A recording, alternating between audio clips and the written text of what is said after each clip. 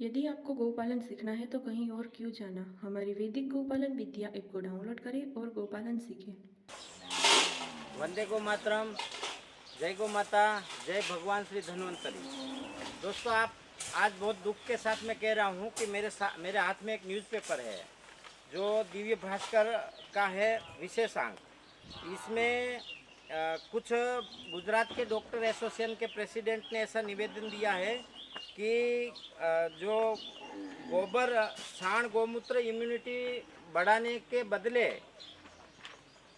Mycosis जैसे रोगों को बढ़ा सकते हैं। उसने लिखा है कि कोरोना के उपचार में गोबर से रोग कोरोना बढ़ सकता है। तो साथियों, मैं बहुत दुखी हूँ। ये निवेदन एक गुजरात के मेडिकल एसोसिएशन के पूर्व प्रेसिडेंट का है, अहमदाबाद से, और ये दिव्य भास्कर में छपा हुआ है। बहुत दुख के साथ कहना पड़ रहा है कि जिसको पूरा विश्व मान रहा है, पूरा विश्व आज आयुर्वेद और गाय की ओर बढ़ रहा है।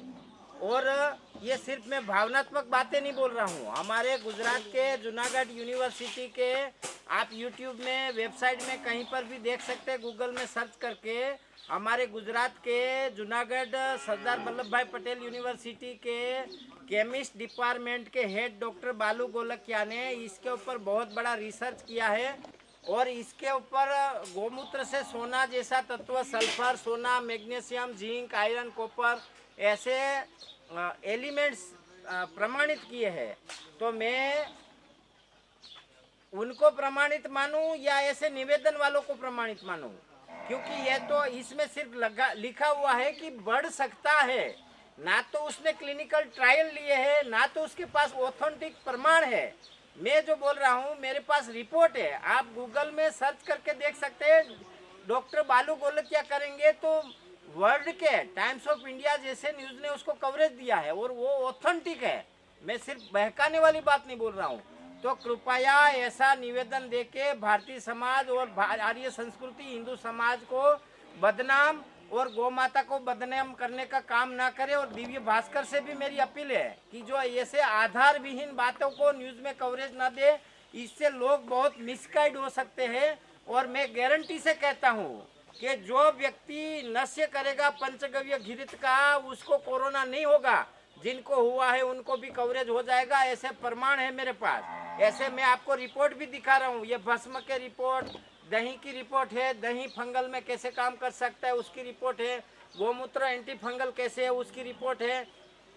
ऐसी रिपोर्ट होने के बावजूद भी उनको क्लिनिकल ट्रायल नहीं लेना है। सिर्फ नामना कमाना के लिए, प्रसिद्धि लेने के लिए ऐसी न्यूज़ में खबरें देते हैं, अपने लेटर पैड का गलत इस्तेमाल करते हैं। और ये पूरे गोपालक समाज और हिंदू समाज की भावना पे आहत है ऐसी न्यूज़।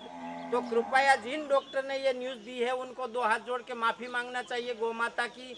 और ऐसे न्यूज़ ना फैलाए, ऐसी मेरी मीडिया वालों को, प्रेस मीडिया को और समाज को दो हाथ जोड़ के विनती है। कम से कम एक बार ट्रायल तो लेना चाहिए। एक बार ट्रायल तो करो, क्लिनिकल ट्रायल 100 पेशेंट के ऊपर। 100 पेशेंट को ये नश्य करवाओ, 100 पेशेंट को मत करवाओ। उसके बाद आप कुछ बोलोगे तो सही होगा, बाकी अन्यथा आप महापाप के भागीदार बनोगे।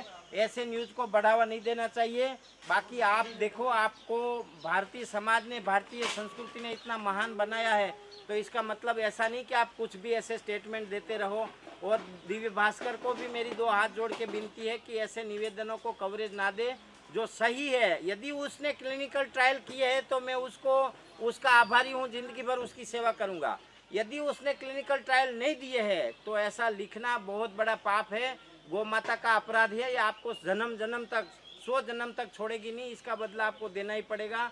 गौ माता के पंचगव्य का वर्णन है चरक संहिता में, भाव प्रकाश में, अष्टांग हृदय में, योग रत्नाकर में, रस रत्नाकर में, हजारों किताबों में ऋषि मुनियों ने लाखों साल पहले सिद्ध करके लिखा हुआ है।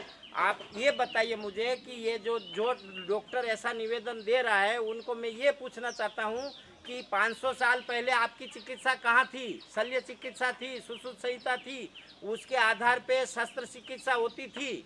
तो उस समय आप कहाँ थे? अभी एलोपैथी का जन्म हुआ है, 300 साल हुए हैं। तो बोलने में ज़रा शर्म करें। मेरी गौ माता का अपमान करके ये बहुत बड़ा जघन्य अपराध कर रहे हैं। आपको गौ माता कभी माफ़ नहीं करेगी। और मेरा भारतीय आर्य समाज गोपालक समाज आपको कभी माफ नहीं करेगा। भारत माता की जय, वंदे गो मातरम।